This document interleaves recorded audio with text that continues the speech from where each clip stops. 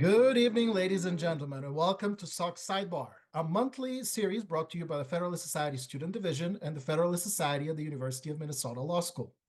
Each month, the Student Division and a rotating student chapter interview a judge about a passion, hobby, or interest, and how it relates to the law. At the end of this evening's interview, time permitting, we'll open the floor for questions from the audience. You must be logged in as a participant in the Zoom webinar and use the Zoom Q&A feature to submit your questions. I'll read them out loud and address them during the session. My name is Margarit Margaritov. I am the student chapter president, and it is my privilege to welcome Judge Kyle Duncan to our 8th sidebar, this time on a topic near and dear to both our hearts, playing classical piano. Judge Duncan sits on the Fifth Circuit Court of Appeals, a Louisiana native. He received his BA and JD from Louisiana State University, as well as an LLM from Columbia Law School. He clerked on the Fifth Circuit for Judge John Malcolm Duet Jr., and before his judicial appointment in 2018, he was a founding partner at Sherrill Duncan LLP in Washington, D.C., as well as previously an assistant professor of law at the University of Mississippi School of Law, appellate chief of the Louisiana Attorney General's Office, and general counsel at the Beckett Fund for Religious Liberty.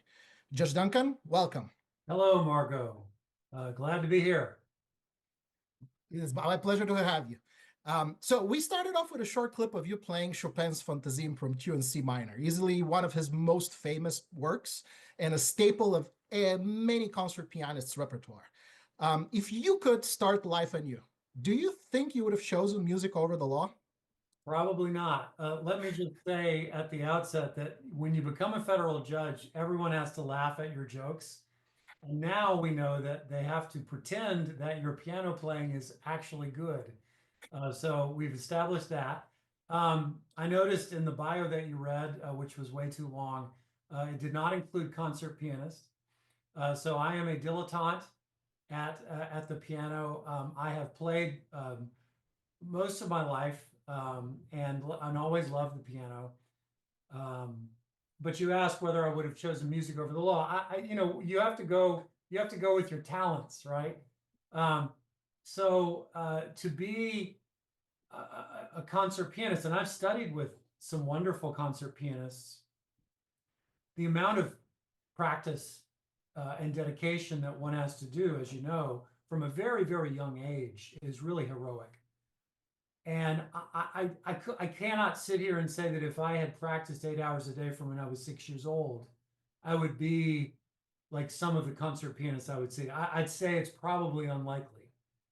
So I think I made the right choice when I stumbled into law school after getting an English literature degree. And yet, having studied the piano, even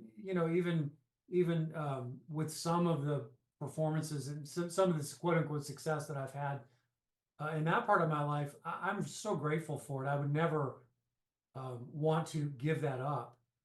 And I try as best I can to keep it up.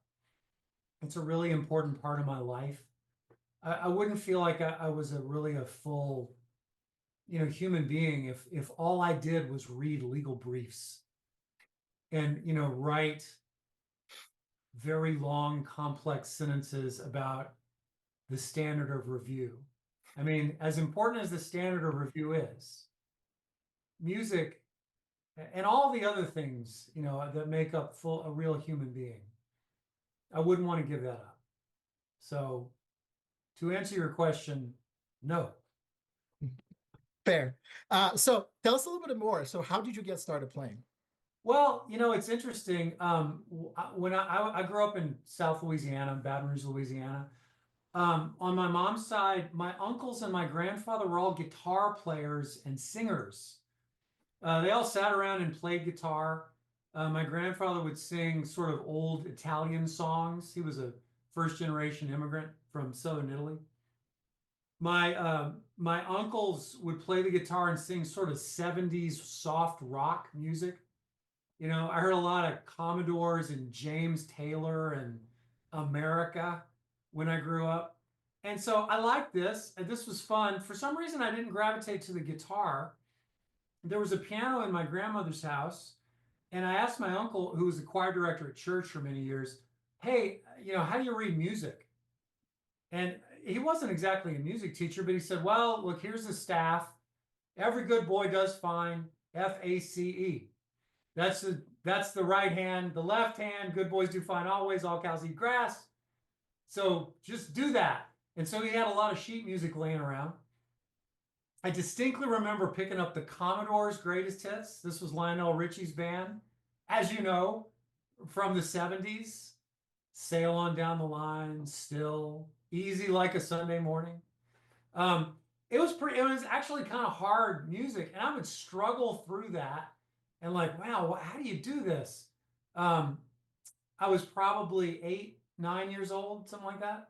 Just kind of learning it, you know. I I just sort of enjoyed doing that. And then, you know, as you learn to play music, then, you know, I have big hands. See, hands. I had big hands when I was a kid, and so I could play stuff, and I would listen to stuff. I remember, gosh, there was a guy at the time who was doing classical music, like rock settings of classical music. I can't remember what the name of the guy was, but you heard a lot of classical music in sort of rock settings. And I remember hearing part of that was the Grieg Piano Concerto in A minor, this famous piano concerto. You know the Grieg, dum da da dum da da dum da da dum da da da. And I heard that and I was like, that's really cool. I want to be able to do that.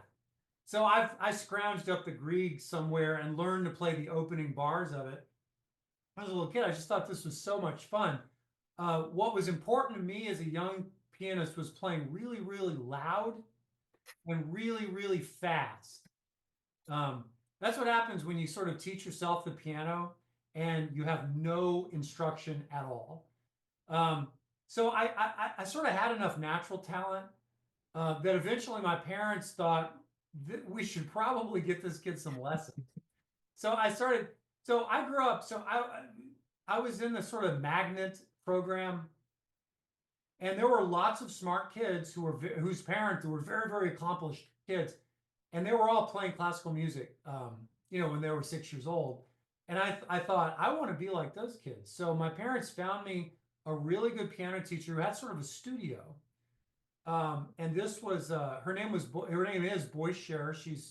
She's retired now. Her husband Dan was the dean of music at the School of Music there in Louisiana at LSU. And I went to audition. You had to audition for her. This was like a studio. You know, this was like a lot of talented kids. So I went in there and banged out some loud, fast, ridiculous thing.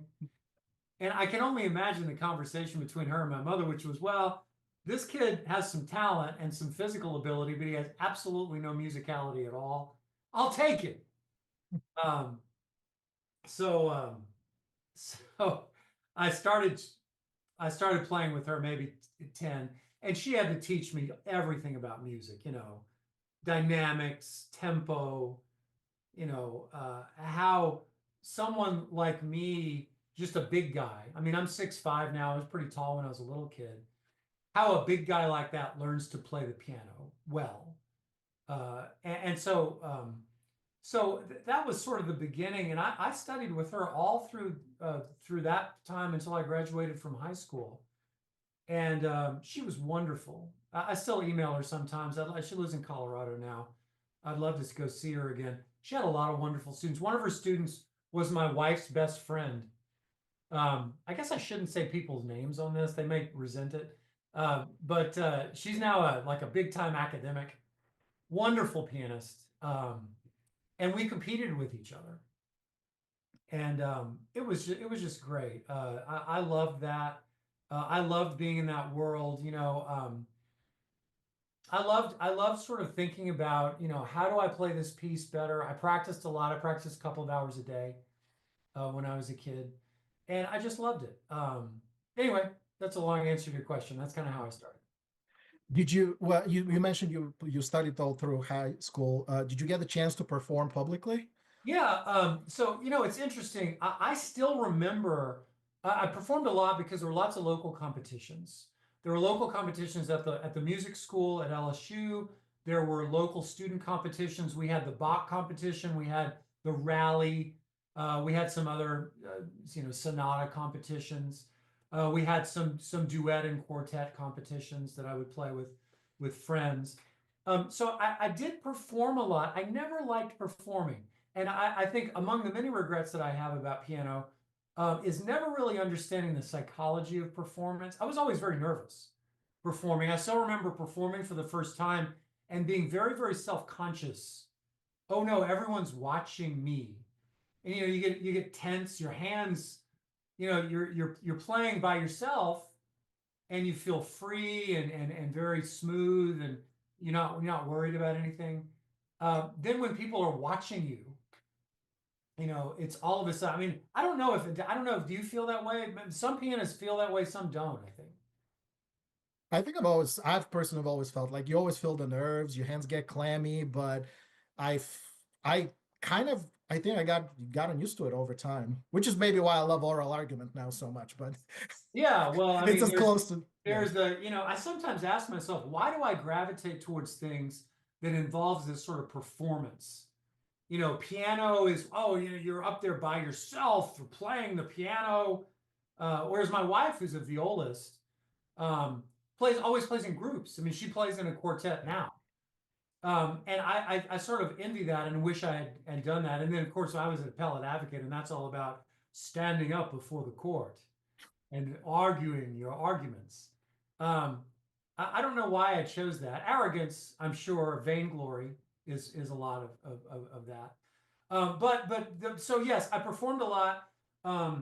So with some success and some failure. One of my happy memories was the Bach competition, was the big competition at LSU. And it was in different age categories. And you prepared some Bach. And I didn't play a lot of Bach. I found Bach intimidating. It's funny, I could play the big pieces. Rachmaninoff, sure. Chopin, sure. Beethoven, big. Bach, very intimidating. I remember somebody telling me, Bach and Mozart, you're naked, right? There's just these notes there. Everybody can tell when you miss the notes. Bach is very, very beautiful, but I have this happy memory where I learned this Bach. I don't remember.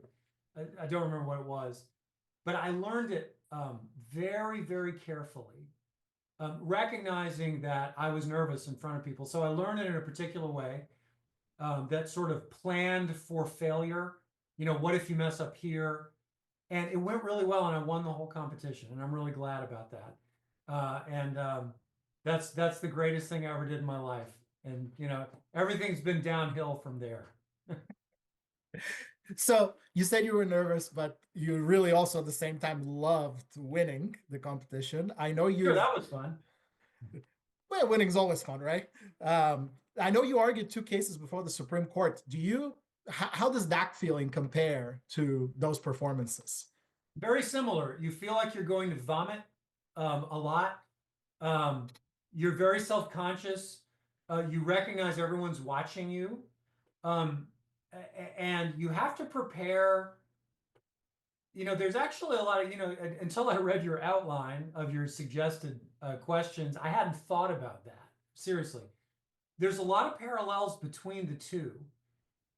You go into an oral argument. I remember seeing a video from the Chief Justice Roberts, on his oral argument prep. He was a superb oral advocate before he became the chief.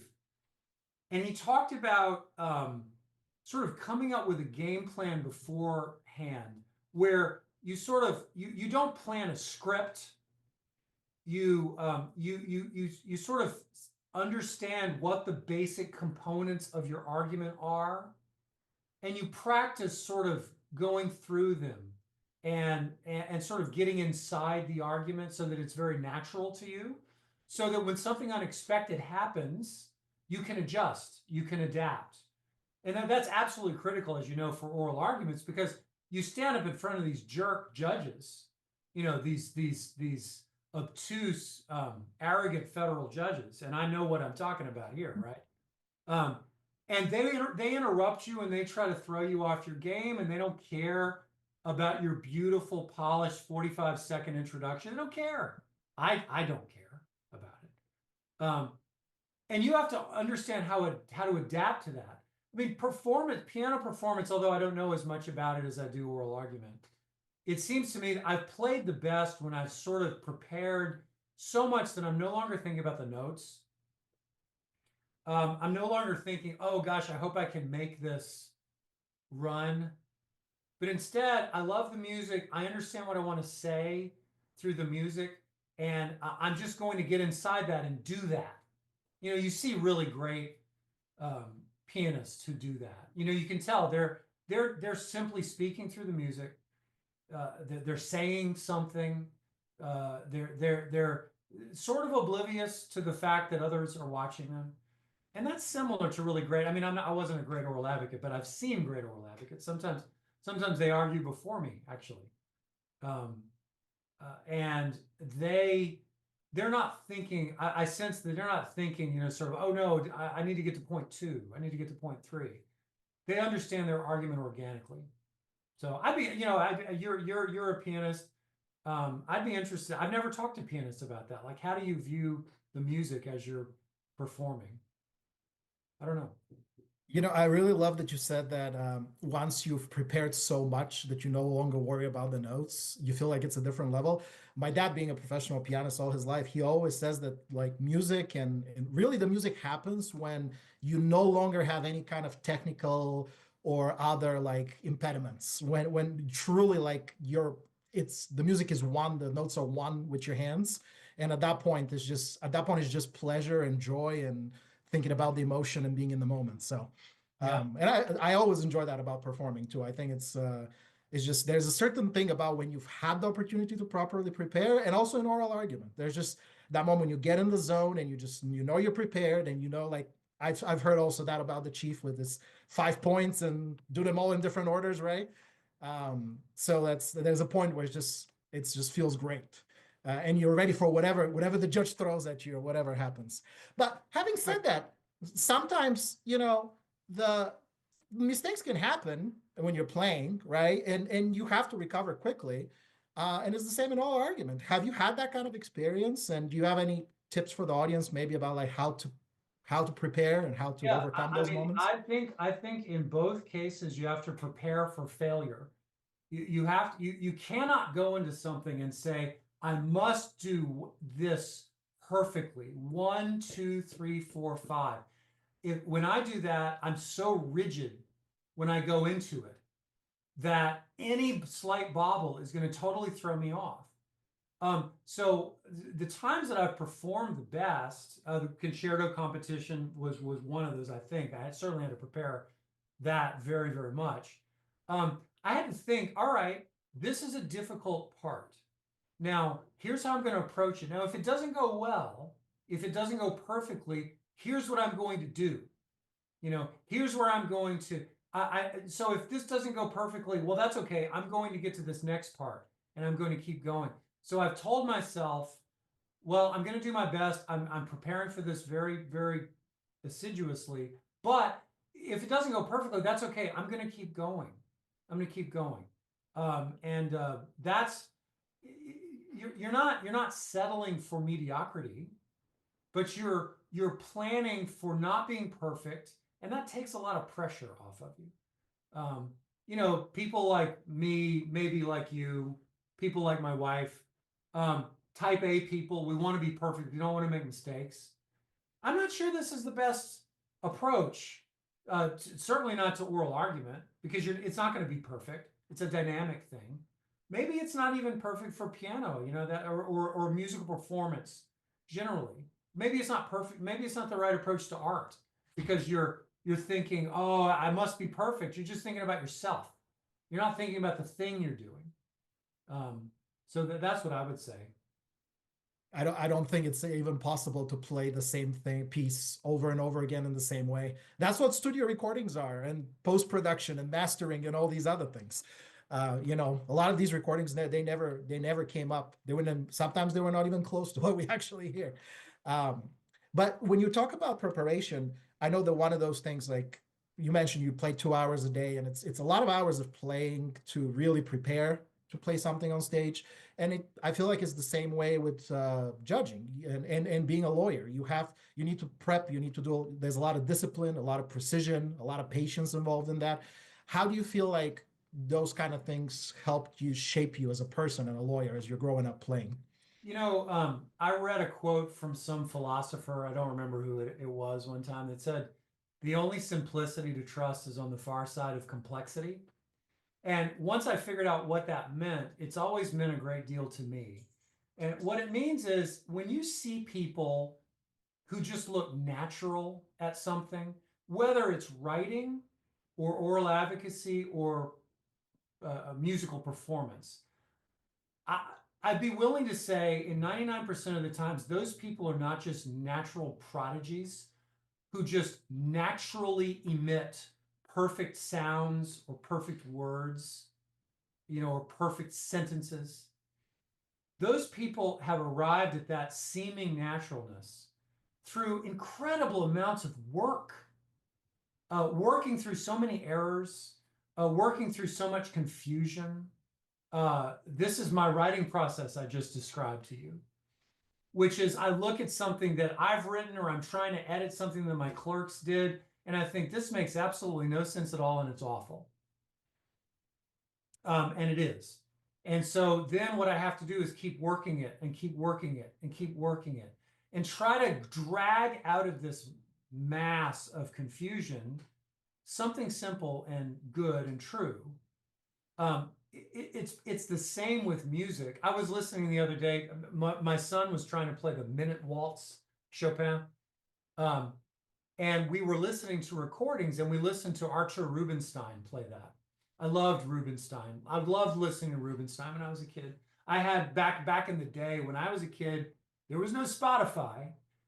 There was, I remember getting a disc of Chopin, Rubinstein's greatest Chopin, and listening to that, and the simplicity with which the man played the music was astonishing. So beautiful, so clear. And yet now that I play these pieces myself, I realize just how much is going on in them. And yet he was able to draw out of this music just a simple, beautiful melody. And I cannot imagine how much work went into that. And so that's the way I look at anything. I'm not a natural at anything. You have to work really, really hard to drag something simple out of all the confusion. And that's how I look at just about everything. It means it's hard work to do anything good. But Absolutely. That's not news. Absolutely. You mentioned that your son was trying to minute waltz. Seems like music is a big part of your family. Did your kids play, and is that a family time thing? Yeah, all of my children have played at one time or the other. My two oldest, who are now 20 and 18, both in college, they both started very differently than I did. They both started with a lot of ear training, and they started with a teacher who taught them to hear before they started playing, and so their ear is much better than mine. I think you can train that. I mean, one of my sons, I think, has perfect pitch, and he now sings in a very high level chamber choir in college, and he has a beautiful voice, beautiful tenor voice. He was very good at the piano, but he didn't play. He didn't keep playing. I have four sons, one daughter. Two of my sons are still playing, and they play quite a bit. As a matter of fact, we had to tell one of them to stop playing for this very podcast because he's right above me, banging on the piano. Well, playing well, but he had to stop. So there's a lot of piano that goes on. One of my sons is trying to learn jazz, and that's something that I played in a jazz band when I was in high school, just because they needed a piano player, but I didn't know anything about jazz. I know what jazz sounds like, but I don't understand it. And so I faked it, and I can fake it, but I can't really play jazz. But one of them's trying to learn it. It just requires a much better ear and a much better understanding of how music works than I have. Having said that, yeah, my kids all play. My wife, as I said, is a violist. She plays in a quartet right now. and they're very good, and she's very good. My wife and I don't play together as much, and I kind of wonder why. Maybe she doesn't like my playing. Who knows? But that's great. Yeah, my kids are all very musical, and I'm grateful for that. Do you have a routine right now? How do you balance being able to play and also I'm sure your docket is pretty busy as it is. Yeah, I need to do better at this. I need to. I usually play in the early evening. I need to have a more of a set time. Early evening is when I usually do it. Um, I need to get back into sort of etudes. You yourself recommended the Hanon etudes to me. We do have those. I play them sometimes. They're very useful. For many years, I just played scales and arpeggios all the time because my teacher just, drilled that into me. So I played a lot of scales. A lot of scales in thirds and tenths it was helpful to me.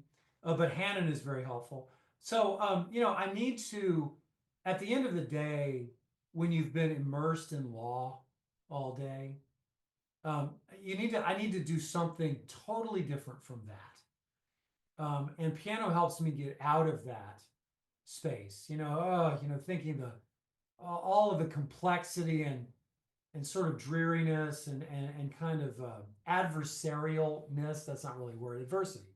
Just being adversary all the time from the law, just get out of that. And to get into music, I'm sure some people might, read poetry or paint or something like that, or garden. I don't know, but I like to sit down and play, and it's it's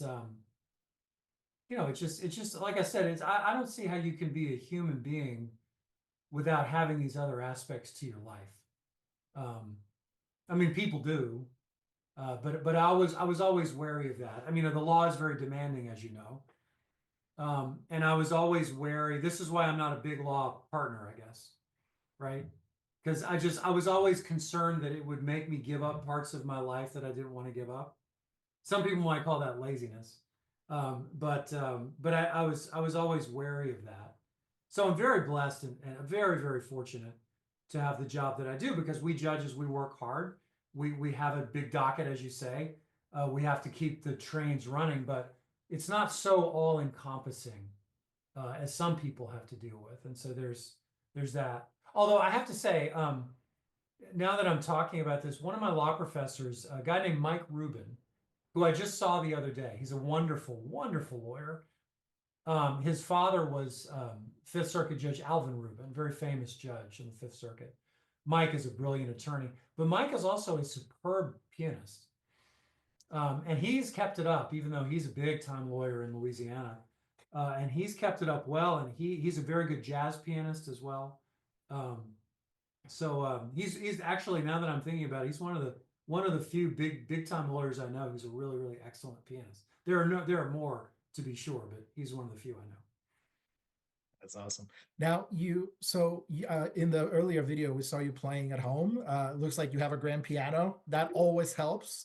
Yes. I guess, what kind of instrument is it? Well, it's a Yamaha Conservatory Grand. I believe it's a C4. It was made in 1994. It's a beautiful piano. I bought it used, of course, because I can't afford a new grand piano, just for the same reason I can't afford a Range Rover. But the story, since you bring it up, is quite funny. I grew up with a variety of pianos. The first piano I ever had, my grandmother on my dad's side was a piano teacher in North Louisiana. And when I showed some propensity to play the piano, she took the bull by the horns and had a piano shipped to us. Wise woman. She was a wonderful woman. She's got a very strong personality, piano teacher. It was sort of a defunct player piano, interestingly enough. The player function on it didn't work. And so it was a little jangly, but it was good. It was in tune. And I played that for a long time. And then when I was in the 6th grade, my parents bought me a nice piano. It was a Yamaha Studio upright. So it was one of these upright pianos that had a big soundboard, a longer than normal. It wasn't a short piano. It was a very nice piano. And I played on that, and I kept that piano for 30 years. And I moved it around with me, certainly after I got married, moved it around, had to get it sort of refurbished, played it for a long time. And then when fast forward to sort of age 45, I was nominated to the Fifth Circuit Court of Appeals. And, because of all my sins, my nomination was difficult, and it was highly contested. And so I convinced my wife during that lengthy process that really, because it was so hard and because so many senators were against me, I really deserved a grand piano. I mean, I think that's a logical argument. I just don't see any answer to that. 100%. 100. I mean, what it's a self-evident proposition, and so she and there's a picture of me at the grand piano, and so the piano tuner said, "Oh yeah, I here's what you do. You go out to this place in Maryland. They have a bunch of used grand pianos, and they'll set you up." And so I said, "Okay, we're going." So I went out to this place. It will remain nameless, but it's a very nice place. They had like 200 grand pianos that they had. I don't know where they get them, but they clean them up. They refurbish them as necessary. They have a lot of Kawaiis and Boston pianos. They have a ton of Yamahas. And they have a Steinway room. I couldn't afford the Steinway, but that would be nice. But I played on a number of the Yamahas, and I found one that I really liked a lot. It's a beautiful piano. It's about 6'1", 6 feet 1 inches long. It plays very nicely, and we love it. So that's it. So the lesson here is, I've never had a chance to thank all the senators who voted against me in my nomination, and they're responsible indirectly for me having a grand piano, and I just want them to know that. That is awesome. Congress actually achieved something. That's amazing. Yes, Congress did achieve something. Nothing was required. They didn't have to pass anything. 60 votes were not required to give me that grand piano. And I just want to thank all those senators, even the ones who are no longer in office. That's absolutely fair.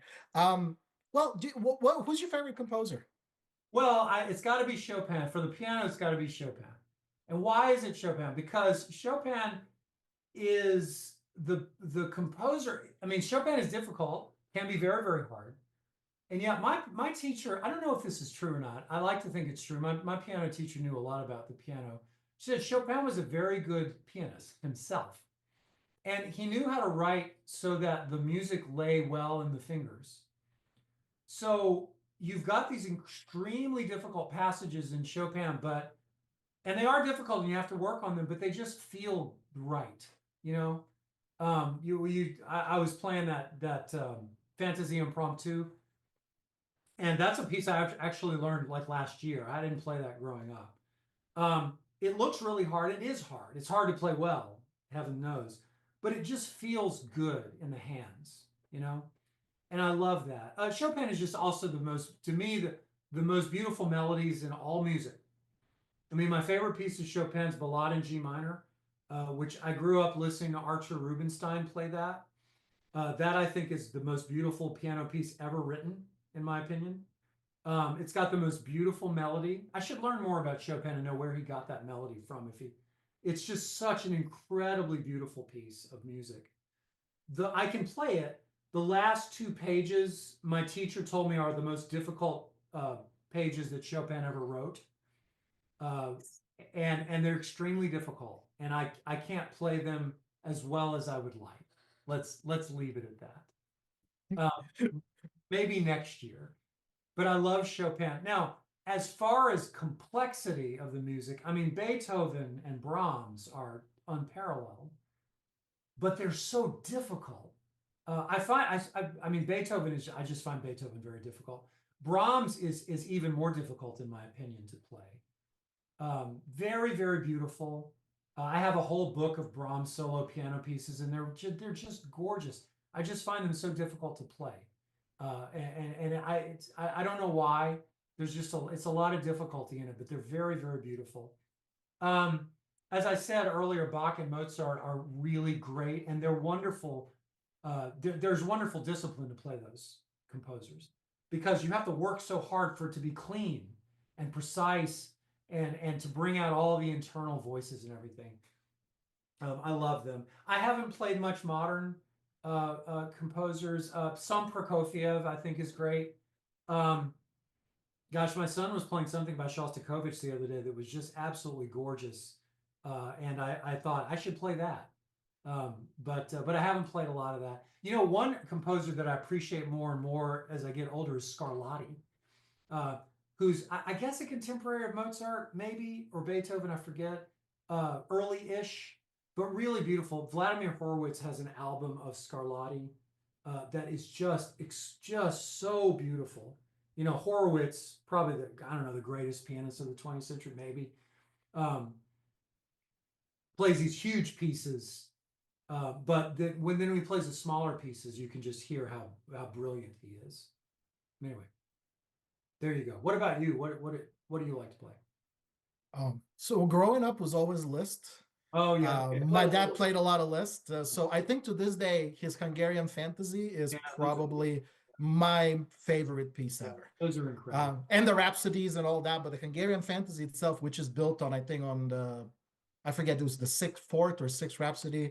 It's a longer piece, but really, really amazing.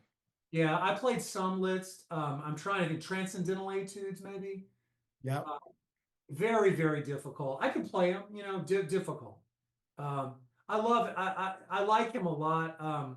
It's a little showy for me. You know, a little showy. I'll tell you, one of the piece that I played in the concerto competition that I won, Mozart, the Concerto in D minor by Mozart. I love that piece. I still love that piece. I heard that piece in the movie Amadeus. The first movement is playing over. Early in the thing, the first movement is playing, and then over the credits, the second movement is playing. And I thought to myself when I was a kid, that's so beautiful. It's incredible that somebody could have done so much with just a few notes the way Mozart did. And so I wanted to play that. So I played the first movement of that with an orchestra, which was really, really it was wonderful. A lot of fun. Love that piece. It's a beautiful piece. That is awesome. It'd be funny that you said Liszt is kind of showy, because I think he's probably had such amazing technique, like probably unsurpassed for his time, that he just wrote stuff that only he could play, essentially. So he has these pieces that sound like Chopin, very mellow, very melodic, very nice. Then you have the Campanella, which is incredibly difficult, but also melodic. And then you end up in something like the Grand Galop Chromatique, which is absolutely crazy, and half of it is all dissonance, but it looks incredible to play because it's so difficult. Well, I say one thing I'd like to do is learn more about these composers by reading about their lives, which I have not done. I've heard that Liszt was basically a rock star, and women would faint, you know, at his concerts, and he would throw his handkerchief to them. I don't know if that's true. I hope that's true. I've heard something like that too. Yes, but that's amazing. You know, that's just amazing to think about that. Given what we have today, I'm not a huge fan of modern music. I'm sort of a throwback when it comes to music, but I sort of like music that's too dissonant. I mean, I know very, very good pianists who will play very, very harsh modern pieces, Bartok, and I just don't understand the music. You know, I'm too much of a I don't know. I'm too simplistic for it, I guess. I've never understood it. That's how I feel about modern art, but make sure we don't catch too much flack in the comments after. Well, yeah, the problem with it is it's not art, but it is modern. Modern it is, absolutely. So let me ask you this. All of these guys that we talk about, Liszt and Horowitz, they have their own like signature sound. So what about your judicial philosophy? Have you found your signature sound from the bench? Yeah, so definitely don't have a signature sound from the piano. Trying hard is my signature sound from the piano. It's interesting. I spent a lot of time thinking about this and talking to my clerks about it. Sort of what are you supposed to sound like as a judge? Because all we do is write. I mean, that's all you're known for. You write your opinions, and you have to make a choice. I've been on the bench 7 years, and you sort of have to make a choice one way or the other. What are you going to sound like? I mean, you could just sound like the average judge. You could just sound very, very standard. I guess I'm too restless for that. I'm also I read a lot of literature. I read a lot of poetry. Not a lot. I mean, I should read more, but I do read poetry. And you want to sound like yourself. You don't want to just sound like everybody else. You don't want to sound weird. You don't want to use inappropriate phrases or inappropriate words, but you do want to sound like yourself. I mean, there's extremes that one can go to. I mean, Judge Selya just passed away, First Circuit judge. I never knew him, but he would. I don't know if you know who that is, Bruce Selya. He would use the strangest words in his opinions. You need a thesaurus. You need a dictionary to read his opinions. And he didn't do it too much, but he did it, and he was known for that. I don't want to do that. I don't want to just use weird words to do it. But so you want to sound like yourself, and you have to decide over time. Well, what do I sound like? And I think I've kind of gotten to the point where I want to be direct. I want to speak directly to the audience. The audience being the parties, the public, the press, my fellow judges. I want to speak directly to them. I don't want to hide behind a bunch of legalisms. I do not like a lot of legal writing is designed to disguise what is actually going on, to hide the real reasoning. And I think we owe the public like the reasons that we're doing things. We owe some sort of candor to the public. So I always strive for that. I mean, simplicity. I don't like long sentences. I don't. I try to be direct. I try not to be glib, but I try to be direct. So I think it's a work in progress. It's something that you have to sort of struggle towards as you do more and more of it. But I do try to pay attention to judges who I really admire. Their writing. The Chief Justice is a beautiful writer. Justice Kagan is a beautiful writer. Some of my colleagues on the Fifth Circuit and on the other circuits are really great writers. And sometimes if I think about it, I'll tell them. I'll send them a note and say that was a really great opinion. And to me, a great opinion is one that's just very clear. I mean, Chief Judge Sutton, I just have to say, is a wonderful writer. Chief Judge Pryor is a wonderful writer. They're just very direct. You know exactly what they mean. You don't have to sit around and wonder, oh, gee, I wonder why they decided that. You know why. That requires a certain amount of courage. I mean, you have to put yourself out there and say, well, look, here's why I think this. Might be wrong, but here's why I think. You might get criticized, but not that I ever get criticized for my opinions. I mean, I really don't. That's fair. Now, I'm asking you this because you mentioned, you're nervous on stage and you don't get as much time to play now, but I know that there's always a little bit of that itch about playing in public. Do you still get that once in a while? Yeah, I do. And you know what I'd like to do? I really need to do this. I need to get involved in some kind of chamber group because I would love to do that. I don't have any experience doing that. My wife does, but I don't. And it seems to me that would take the pressure off of me because you're not the focus of it. I don't know if you play with a quartet or a quintet or anything like that. Never had the chance. Yeah, but it would be an interesting. My wife tells me it's very collaborative. You have to listen to each other, and you sort of you're not thinking about yourself as much. So I would like to do that. No, I do not want to like present my my suite of pieces. An evening with the federal judge. Can you imagine anything worse than that? Everybody would be afraid of like not clapping enough. It'd be like watching Napoleon, give a concert. No, I don't want to do that. But yeah, I should do that more. I hope I will. Now, I just want to remind the audience real quick that we have a couple of minutes to take a couple of questions. So let's see what came up in the chat. Somebody mentioned Smetana. Yes, also very famous composer. Somebody asked, win or lose, how do you recommend litigators decompress after a verdict is announced? Oh yeah, you should drink a lot of alcohol, I think. No, I'm just kidding. You might not want to do that. That might be a bad idea. Um, you know, you gotta your life can't be wrapped up in whether you win or lose some case. My life can't be wrapped up in whether I get a majority for some brilliant legal position that I think I have. Uh, Life cannot consist in that, in the sort of the winning or the losing of it. And unfortunately, the law is kind of front loaded for people like that. You know, if I don't win, I feel bad about myself. I'm as guilty of that as anybody else. But it's very important not to put all your worth as a person into some result. That's another reason I'm kind of glad I'm not a professional musician. I mean, I can't imagine the pressure that I would. I remember hearing stories about how much pressure Horowitz felt when he would have to play. Yeah, just crippling stage fright. That's just incredible to me. How incredibly brilliant the guy was, and yet he was afraid to play sometimes.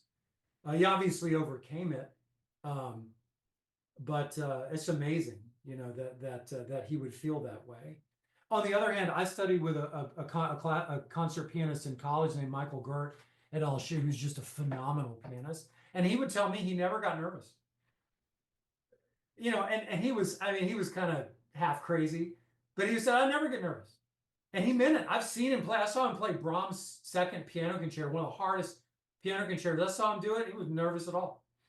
So I don't understand it. It's like that. It's like that guy in that movie Free Solo, who's like free climbing up El Capitan, and there's something wrong with his brain, and he doesn't actually fear death. He doesn't fear falling off the cliff. That's the way I think about people like that. It's an unusual thing. But anyway, that's my free advice, not the part about the alcohol. Do you have any kind of ritual or practice that you advise young attorneys to follow? I think back to law school, actually, when I saw all of my law school colleagues furiously cramming for exams with this huge sheaf of papers and walking around, trying to jam all this stuff in their heads. And, if you're at that point, you don't really know what you need to know. Same for litigation, same for oral argument. If you're at that, you have to get beyond that. And you have to get to well, I know what I know, and I know what I want to say. And sure, there may be things I don't know, or there may be arguments that I can't answer, but I know what I know. And I'm going to say it. And I'm going to say it with as much confidence and clarity as I can. That's what you're going for. I mean, it doesn't mean you'll win all the cases, but the great lawyers do that. I mean, we have great lawyers who appear in front of us, and they always do that. That's awesome.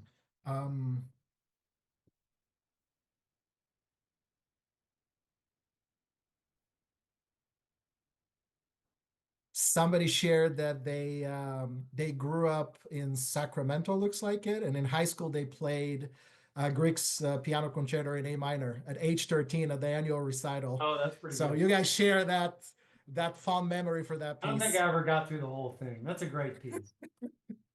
Absolutely. Well, it looks like if anybody else has any, I think that pretty much answers all the questions. I guess I'll take the opportunity to ask, because you are an appellate lawyer, and this wouldn't be a conversation about the law if I didn't ask. Is there a right font to use for an appellate brief? Equity font. That is the official, that's the official font of the Fifth Circuit Court of Appeals, the greatest court of appeals. And it's equity. And that's what we adopted when I first got on the court, and we just love it. It's very equitable. No bias at all, right? Not at all. And I guess sister question to that, do you think we should have a cause of action against people who misuse the Oxford comma? I'm going to have to think hard about that. I'm inclined to say yes, and there should be treble damages. I agree with that. Didn't think about treble damages, but I 100% agree, especially if you miss it. Yes, So, indeed. well, with that, we have basically run to the end of our time. Judge Duncan, I want to thank you. It's been an absolute pleasure to spend the evening with you. Enjoyed it. Thank you so much. I also want to thank everybody in the audience for attending. Please join us next month for the last SOC sidebar of the academic year. It will be held on Sunday, May 4th at 8 p.m. Eastern, and feature Judge Jennifer Elrod, Chief Judge of the Fifth Circuit Court of Appeals, who will discuss, as you might have guessed already, Star Wars. You can register now at fedsoc.org/sidebar-9. And with that, we will leave you with yet another piece played by Judge Duncan himself. This time it's the Maple Leaf Rag by Scott Joplin. Good night.